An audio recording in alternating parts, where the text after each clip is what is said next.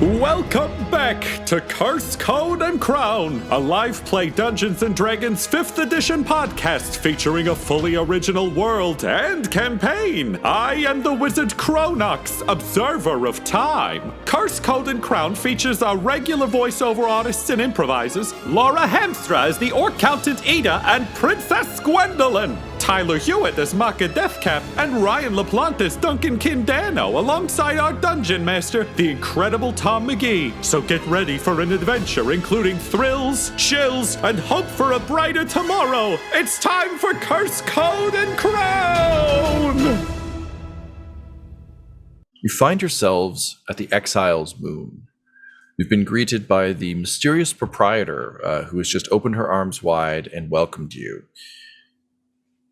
Now, Hadrian immediately steps forward as she says this and says, "We are grateful for your guidance here, but I must ask, did you say your home or you are home?" To which she grins and says, "You are home. I know we all come from different places, but when you are here, you are home. Truly, is that Hadrian. not the desire of all exiles?" He says, "That's a good clarification. Thank you. I was somewhat concerned." And she kind of nods and looks at the rest of you. Do any of you want to jump in before she continues? Duncan's just watching this out. He feels calm and comfortable and hopeful, which for him is concerning. Funny enough, Makka is in the same kind of headspace. Because, there's a pretty serious global crisis going on. And in a crisis, the people that are living lavishly and comfortably are either too far removed from it to be helpful, or they're a part of the problem and are benefiting from the crisis. So Makka feeling very comfortable like that. I think that sensation still takes hold, and I think he kind of clings to it for a bit, but then realizes this is wrong. We are on a tight timeline and a lot needs to be done. Why is everyone feasting? I don't think Duncan gets that far, because I don't think Duncan's that smart or emotionally present. I think Duncan's just like, this is nice. Nothing should really be this nice, but this is nice. That's all he's got. Gwendolyn's kind of she's kind of looking around. She's kind of, it's really interesting that the lady only greeted the three people who had the dreams by name and didn't know the rest of us seemingly by name. So that's interesting. Why weren't we specifically welcome too? Does Gwendolyn say that aloud? She is prone to those kind of questions. No, she does. She doesn't say that out loud. She's learning a little bit. Sometimes it's better to stay silent. That is one thing she's learned. But Ida just straight up says, "What is this place? Was this an illusion, or are we on another plane of existence? I would like some explanation, please. I am quite confused. How do we get back? What is the purpose of this?" The woman's smile grows wider still, almost to points. It's one of those smiles that's just this is a shitty pull, but Dr. Phlox in Enterprise, where his smile's just a little too wide, because they had the CG budget to do exactly that much and no more. And then they just stopped doing it. But her smile gets a bit wider, showing again just tons of teeth, all coming to points. And she just says, "Strictly speaking, the answer to your question is yes. This is both the forest you were in and parts of it, at least," and she kind of gestures back towards the tree, says, "are indeed kept safe in a small pocket between things. Is how it is best described. But if you do desire to leave, you certainly may. No one is forced to stay here. It is merely a place where those who've been exiled from their homes may find solace, share their ideas and their experiences, and find some sense of community for at least one night of the year. But if you do wish to exit, you may." And she gestures behind you to where, sure enough, there's a tree with an ancient carved image of a forest. So the same style as the tree, but instead it's just a number of trees, almost in the way you'd see in like on a skiing trail or like on a trail, just like classic. I have drawn trees badly with a knife kind of situation. And she says the illusionary bubble merely exists to keep outsiders away from such an event, for truly the exiled have so few things to call their own that this we try to keep simply for them. And for you, if you yourselves are exiled, though I did not beckon to you personally, I don't believe. Indeed, why were we not beckoned to? Are you exiles? In a sense. Ah. Well, the inner sense is often what is the problem. And she kind of tilts her head almost a little too far on a 90 degree. Like it's not quite a 45. It just kind of keeps going a little bit. And her hair kind of falls across her face. At no angle can you see her eyes, which is somewhat unsettling. Only in that we all like eyes. But she pronounces your name Ita perfectly. I won't because I'm not her. And she says, if I'm not very much mistaken, I believe you understand that the nuances of such things can complicate otherwise rather simple requests, as you do not consider yourself an exile of your homeland, but perhaps one just searching or determining your place. I would not find you when I sent out my call. These, however, are very clearly exiles. Forgive me if I have erred in my calculations, but I suspect you live somewhat outside of my normal model. Indeed, I can appreciate the nuance. Thank you for that explanation. So, why only one night? What is the purpose? I mean, you say comfort, but I am curious the benefit to you. She nods and says, yes, come with me and I will explain all as I walk you through the market. Time is short, as it is but one night, but certainly I will answer what questions of yours I can. I'm known as the caretaker, Mags Sindala, and you are welcome here. This gathering, this sanctuary, I have built over a span of many, many years. You see, it can be rather dangerous to be a full exile from one's homeland. These things, Ita, you must understand, often feel like remainders, pieces of an equation that don't necessarily entirely fit. And so many places here in this world find these exiled people to be somewhat left over, unfinished business, something that doesn't quite fit with the way they view themselves. You, for instance, if I'm not mistaken, are an orc accountant of the Empire of Numbers. We have several here who do not quite fit in that mold, do not think quite as ordered or logically as you do, and thus were of very little use to the Empire and often found themselves on the outskirts, abandoned, forgotten, and frankly unwanted. If we were to gather like this permanently, would we not be a threat to that way of life? Would we not present an all too tempting target to some of the more militant parts of the world? The Apex Institute, for example, would look quite negatively upon such things. And thus, we view tonight, under the Exiles' moon, she gestures upward to the moon, a chance to gather, to share knowledge, to share gifts and boons, and to, for a moment at least, have home before we disappear to whatever corner of the world we all find most comfortable. I myself am an exile, and thus understand this all too well. So one night is safe, within the bubble, within the visions, within the changing location. No two exile moons are ever held in the same place. More than one would risk unwanted attention and perhaps the wrath of those who do not see the benefit of people who don't quite belong. I accept your explanation. So as the caretaker begins to sort of guide you through the Exiles moon, Gwendolyn, you're struck by just how many different types of people there are here. This is a true cross-section of Gren in a way that you've never experienced. And you are immediately struck by the variety of people here, as well as the chance, based on Mag's description of the place, to actually get to talk to some particularly disenfranchised people. Like, it occurs to you that Doc Malvern likely could have come to this event.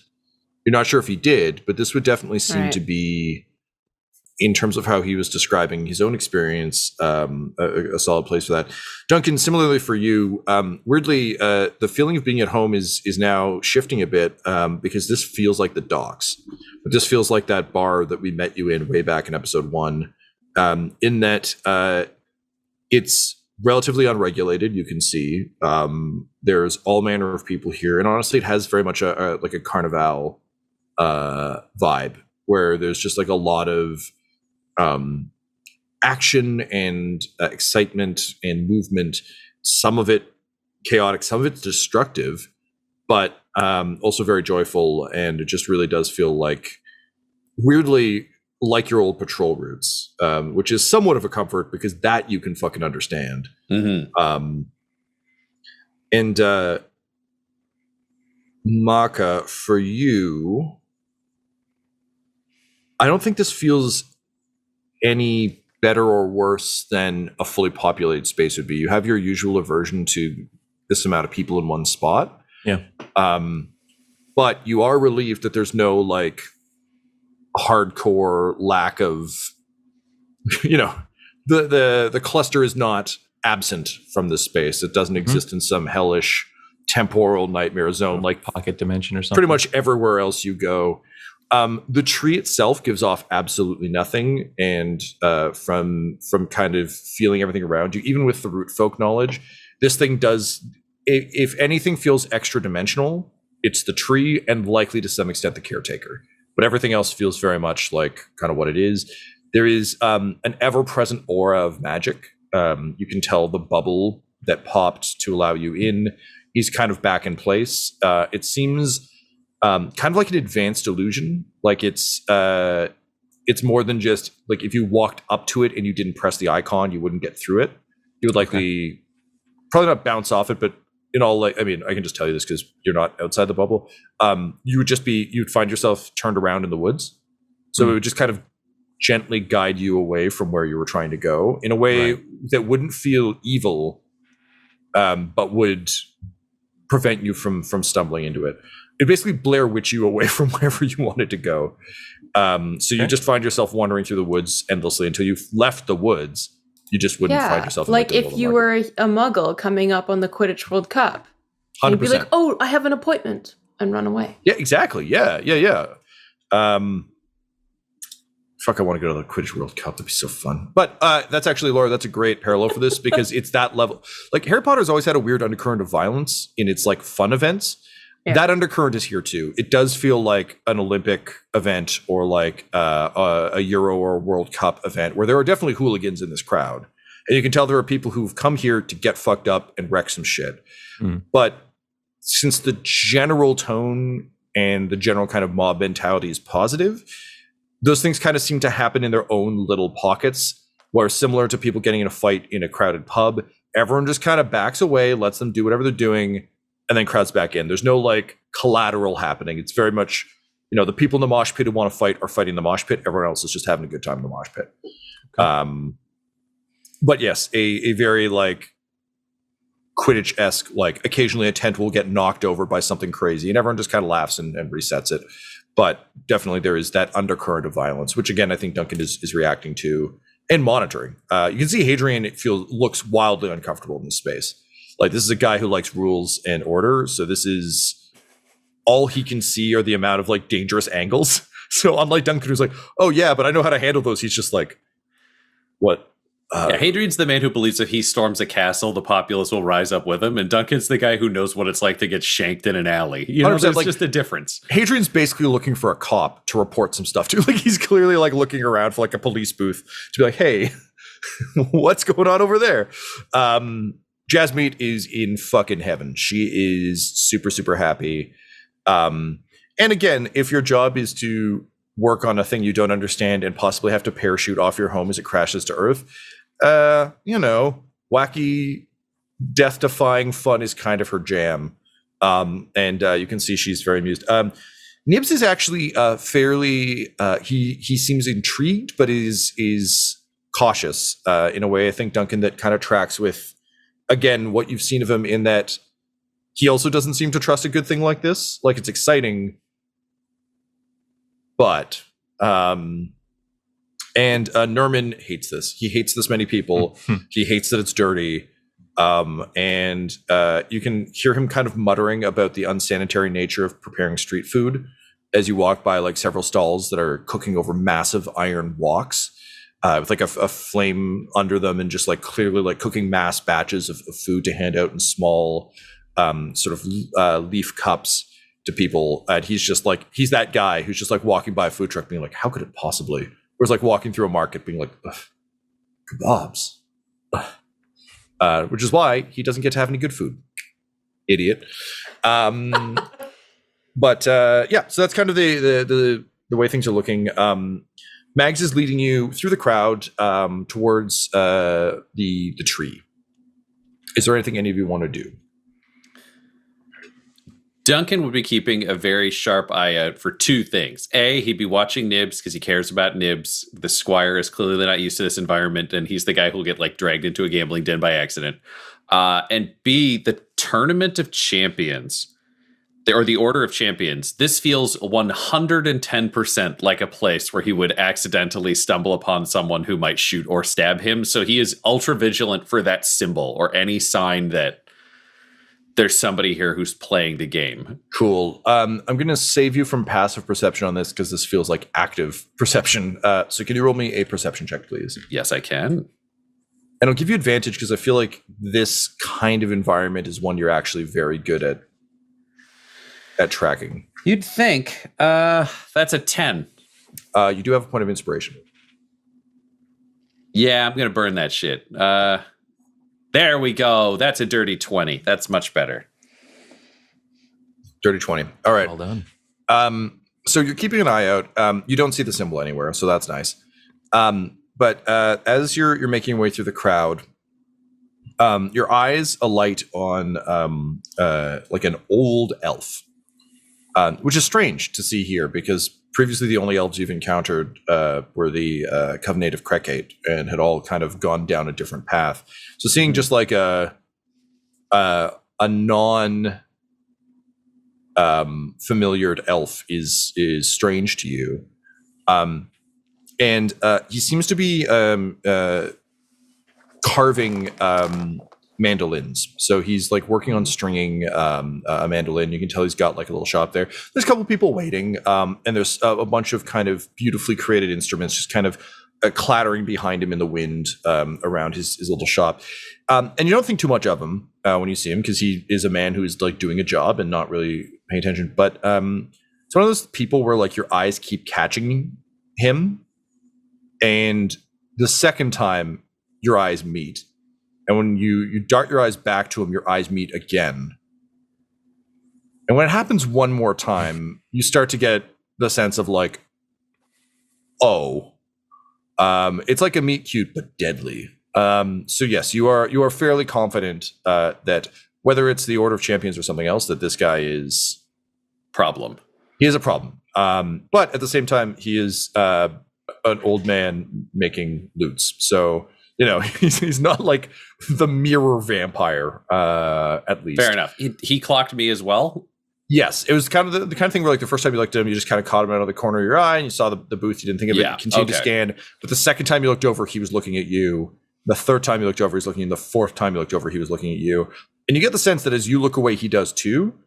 But you're both doing that same game of like, Well, Duncan knows where he's going, and he's going to bring Makka with him after they go see this stupid tree. Sure. Makka, is there anything you'd be doing? Stupid tree. Makka's excited to see the stupid tree, so he takes exception to that comment, first of all. He didn't hear it. It's just in Duncan's head. I'm not talking like Makka, yeah. No, this is casual Friday, Makka. Something comes over Makka in this strange place, and he says, excuse me, I heard that in your mind's eye. And I take exception to that, mister.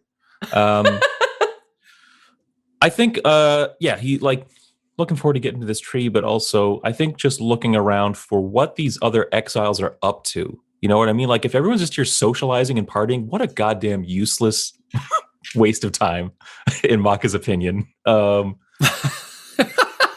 So he wants to get an idea of how comfortable is everyone here. Do you know what I mean? Like a bubble burst and we completely translocated to another place and had to be introduced and have an explanation provided to us.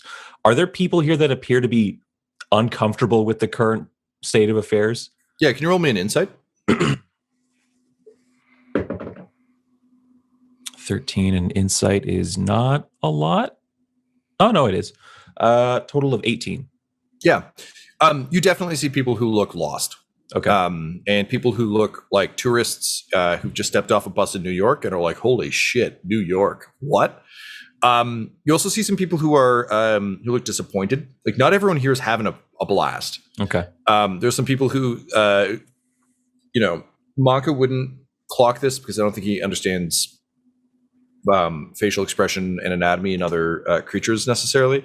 But like there are a bunch of people who are having a similar like, what the fuck is this reaction? And as you look around, in terms of like, are people just like partying and having fun? There are elements of that, but you also see trade. You see people comparing,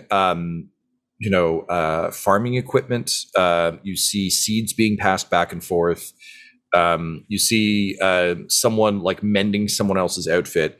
The sense you're getting is that this is a celebratory event, but it's actually closer to like a farmer's market. Okay. But if it was a farmer's market where all the farmers came to trade with each other. I think it takes a little bit of the edge out of Makka's initial feeling about this place. Yeah. Like there are like you can see like someone juggling in the distance, like on a like, unicycle. You fucking clown. But at the same time, but if you observe them long enough, you notice that after they hop down, they're also like helping people learn how to do it. Like it does seem like there's a genuine exchange of ideas happening in addition to the kind of rebels. So there's still a lot of frivolity from Makka's taste here, but I think definitely, I think particularly seeing the passing of seeds, that's what I would say probably where you suddenly go, oh, okay, I understand there is an element of value to this, even if the majority of it is shady. And you also see some people who are frustrated, some people who look bored, and every so often you see someone leave. They just walk out the bubble, and as soon as they hit the bubble, like as soon as you can see that these tree icons have been etched kind of around. You do watch someone walk into it and just kind of turn around and start walking back into the market, look confused, and turn around, realize they have to push the button and leave. But it's not to everyone's taste. Though there are some people who look very comfortable. So there's definitely some newbies, but there's definitely some like old vets who, usually the people who have tents set up and like marketplace stalls set up, who like the old man that Duncan is making eyes with, who seem much more comfortable here. Okay.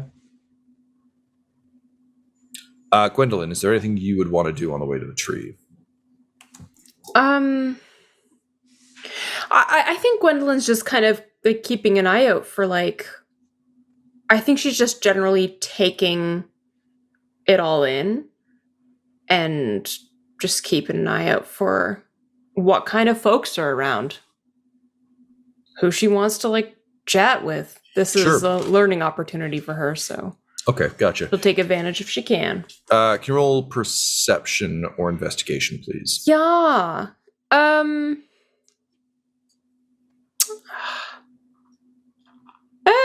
No, it's probably investigation because she's probably looking. She's looking all around. She's looking for anything. What doesn't matter. It's a 10. Cool. So Gwendolyn, you're keeping your proverbial eyes open, but you're also having a hard time. There's so much sensory overload here, while also trying to listen to Mags, while also trying to observe the etiquette. That you get the sense that once you're done observing etiquette, you have a better chance to investigate. But right now, you don't get much at a glance. It's just kind of one of those things where you're like, oh, cool. It's like me walking. If you've ever been to like Comic-Con or Fan Expo or anything, it's like you walk the floor and there's just like cool nerd shit everywhere, and you're like, oh my god, I know there's stuff here I want. I'm gonna need to be meticulous about this because just walking through, all I know is that there's cool shit in every direction, and I don't know where to start. Yeah. The answer is Artist's Alley. Always start there, because then you'll know how much money you have left. Great. So with that, you reach the tree. So Mags stops in front of the tree and kind of turns back. Again, the cloak, the hair, and the trinkets on the hat all kind of moving in unison. And she says, I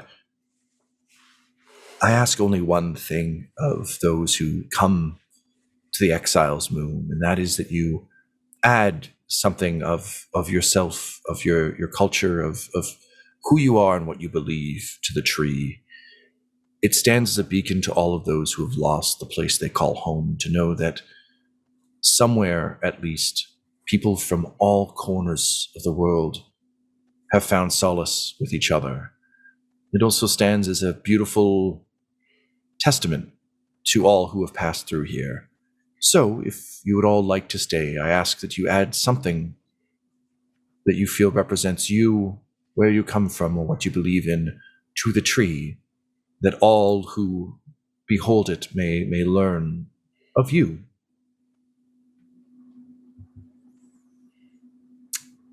Duncan will draw forth the breathing barrel of Bertha, something that has saved his life, something that is improvised, something that has been made into what it is to serve a purpose it may not have been born for, but now has found, and he will place that in the tree. Great.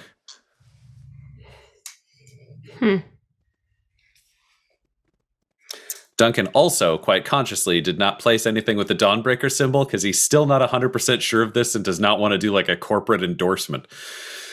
Right. You got anything for Gwen and Ida, Laura? Gwendolyn has so little on her.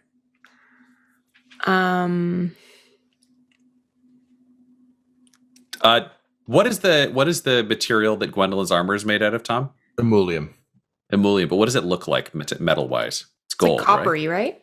It honestly looks, it kind of looks like, the suit that, because of like the wear and tear it's had on it, it kind of just looks like a shitty suit of armor. So like that kind of like classic steel. Yes, when it was new, very much like a sort of coppery gold. But I mean, honestly, by the time the giant dwarf that was wearing it died, it was like threadbare, heavily worn armor. And part of the reason that Amala kind of became such a symbol was she was just a woman wearing like hand-me-down gear. Like there's nothing magical or important about it. Duncan would offer to Gwendolyn if she wanted it. He has a purse with 10 gold pieces in it, which would undoubtedly be A, from Orville, and B, would be kind of beat up. Once shining gold, now dirty, beat up, much like the armor. If you wanted to leave a symbol of Orville and your own kind of appearance/armor type, you could leave the purse. Ooh. You'd actually just hang one gold piece if you want. Like that's she's not asking for like financial value. It's just, I don't know what gold's worth. So yeah, you could do a gold piece. Yeah, that's pretty good. Yeah. All right, so Duncan would toss her a coin and put the other 9 back in case they need him. Sure. Cool. And I think Ida will affix her bottle of ink onto it. Makka, do you need a couple minutes to sort this out? Makka's gonna cast Speak with Plants. He wants to chat with this tree. Yep. Yeah. he places a hand upon the bark, and the spell goes. And he'll just start by saying, hello, my name is Makka Deathcap, Heart of Jasi. How do you fare this evening, great tree? You know, so few people ask me that as caretaker, Makka, and it is very nice to have someone ask directly, but I am doing very well. The Exiles moon is truly the great work of my life, as is this tree. I believe if you were asking to speak to its essence, you will find that it died long, long ago. But I have managed to capture the essence of it. I slept beneath this tree for many, many years. It is the closest thing I have to home, and thus it is the trinket that I leave. Rest assured, I watched it grow from little more than a sapling into what you see before you, provided shelter and nourishment for all those around it, and though I cannot say what its feelings were about death, I know that it lived an excellent life. This is but an aspect of it now. I'm afraid you will find that the full body of it, as it lived in the world before me, has returned into the earth, as things should. Yes.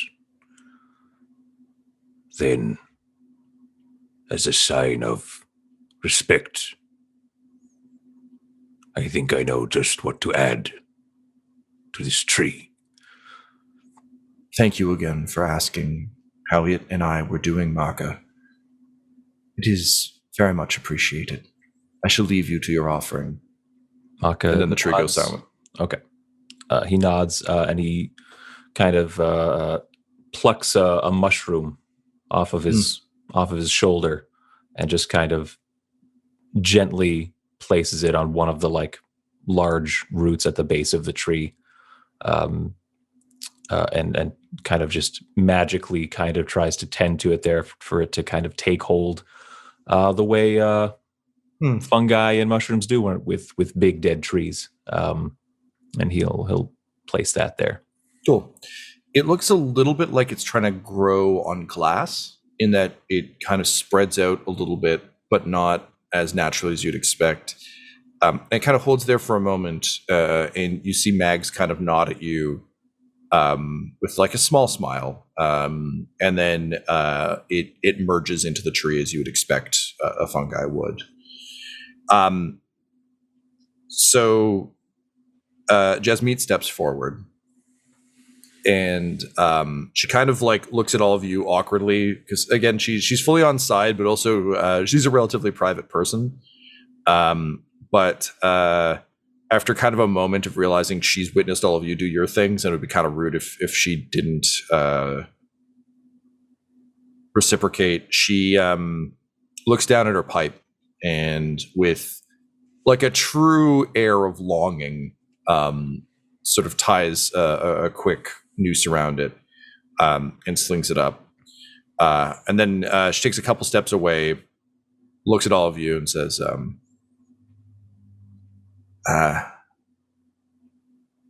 it was my dad's. And then she takes out some rolling paper and immediately starts to roll a cigarette. She's definitely not quitting the habit. She's just given up an item. Nib steps forward, and he kind of looks to all of you, and then he actually produces the axe that his mentor had given him. And he just kind of says,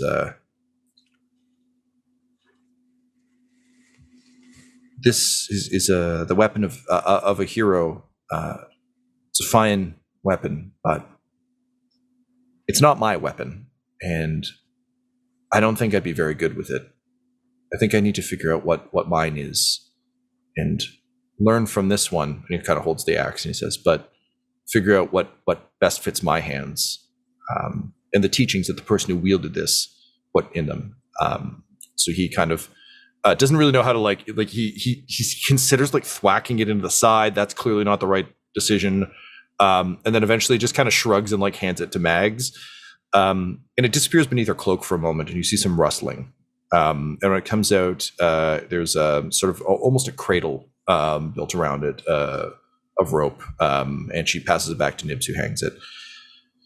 And then Hadrian steps forward, and he looks at the coin, Gwendolyn, that you hung, sort of turning slowly, and he shoots just kind of like a sly glance over his shoulder at you, with a small smile, an approving smile, and a bit of almost like he's impressed. This is he clearly respects this gesture. And then he turns to you, Ita, and he says, "My apologies, Ita. Could I borrow some of the ink that you used?" It is part of the tree. It is no longer mine. So. And he kind of looks to Mags, and she nods. And he takes off one of his coppers, and kind of with a nod to you, Duncan, he soaks it with the ink so that it's less. The iconography is blurred. And then he takes a step back, and kind of with a remarkable show of athletic prowess, he tosses it like a football as hard and as far as he can up into the heights of the tree. Duncan, you can tell that he's giving up something that means a lot to him, but is similarly worried about what leaving a Dawnbreaker logo kicking around would be like. So he kind of hurls it up into the high branches, and just kind of like, checks his wrist. Like, it's been a long time since he hasn't worn these. But he looks to you, Duncan, and says, "I think this is more appropriate for what we discussed, don't you?" Yes, I didn't disagree. You're a grand man, Hadrian. As are you, Duncan Kindano. I'm glad that our new Dawnbreakers have both an Elos and a Danno. We'll see about finding the rest as we go. And he kind of like nods to Nibs. He says, "Perhaps a Kev or Shev. Who knows? We'll see how he does with the shield." And then who should step forward but our cranky underbutler? So all eyes fall to him, because if there's someone who's going to fuck this up, it's going to be him. So he kind of looks to all of you, and he is clearly not as taken with this whole thing as anyone else. And you can tell, like, he's just on the edge of somehow ruining this for everyone. Does anyone want to try and intercede and help sway him towards making this gesture? Keeping in mind that it's not like he's going to ruin it for all of you. This is literally, if you're like, this is a good thing and you should do this, I want to help you to do this. Not like if he doesn't do this, Mags is going to boot you all out of town. Yeah, no, I don't think Makka cares enough to want to help him. You also don't have to. This is not a... Duncan would speak from where he stands and just say, "With great power and great kindness, friend Nerman, there is not a lack of strength. Make a wise choice." Just lean on a subtle but very polite intimidation on Meg's behalf, which is like, we don't know who this lady is. Don't fuck with this lady. Cool. All right. So you want to roll intimidation then, sir? Yeah.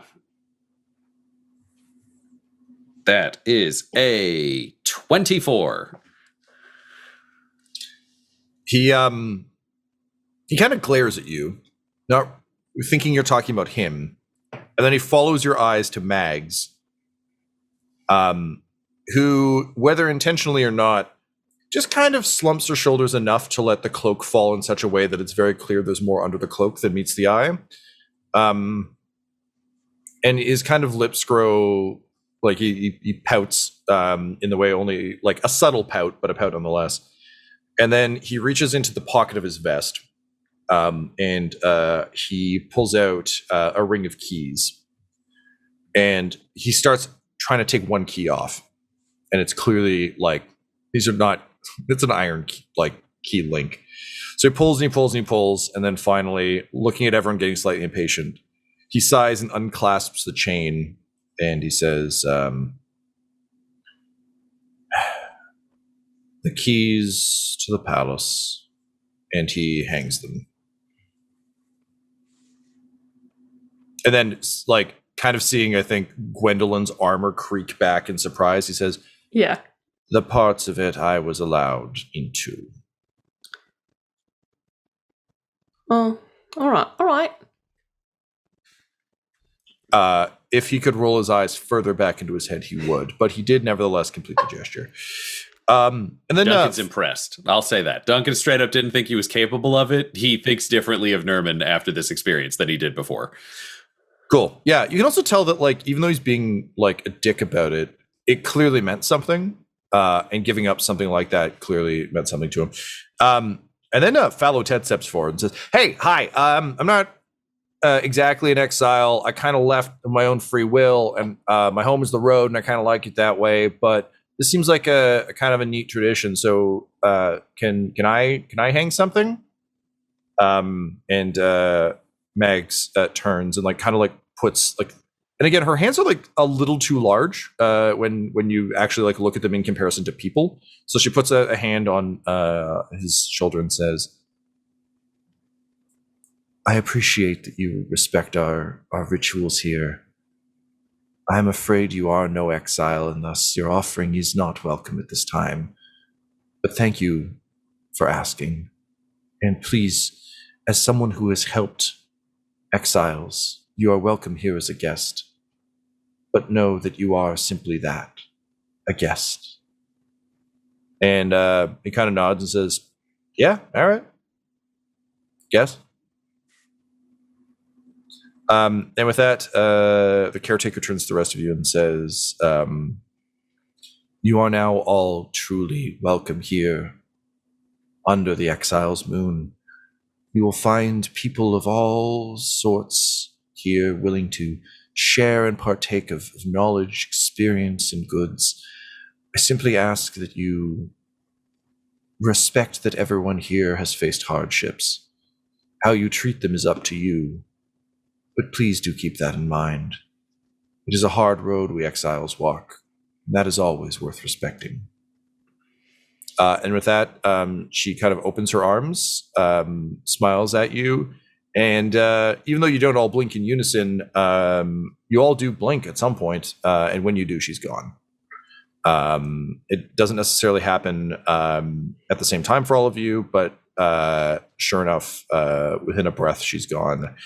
And in the distance, you can see a group wandering in from the edge of the forest, and Mags is there, spreading her arms wide in greeting, welcoming them to the Exiles' moon.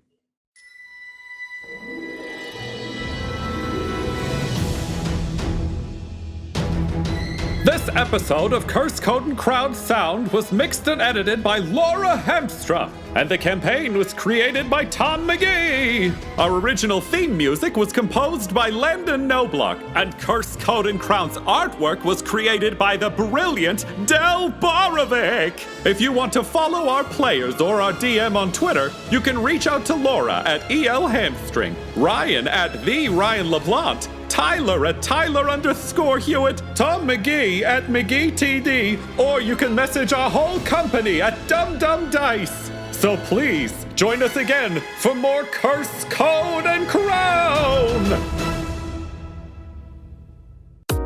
Dum-Dums and Dice has to give a special thank you to the supreme beings of our Patreon at this time. The Half-Blind Prophet, Christopher Little, Sue One, George Dolby, Richard Cranium, Sammy Boy, Orion Birchfield, Scott Garland, Benjamin V, Gavin and Abby McDonald, Logan, Fire Unfriendly, Acrix, Grandma Likes D&D, Alan, Austin Nut Powers Fry, Stabby Stranger, Glitch Trick, Roman Brown, Shulzari, Christian Mendez, Spot Allen, Flynn1138, Alarain Okapi, and Jill and Noel LaPlante. If you want your name to be added to this list, you can join our Patreon too at patreon.com/dumdumdice. Thanks to them, and a little bit of thanks to you.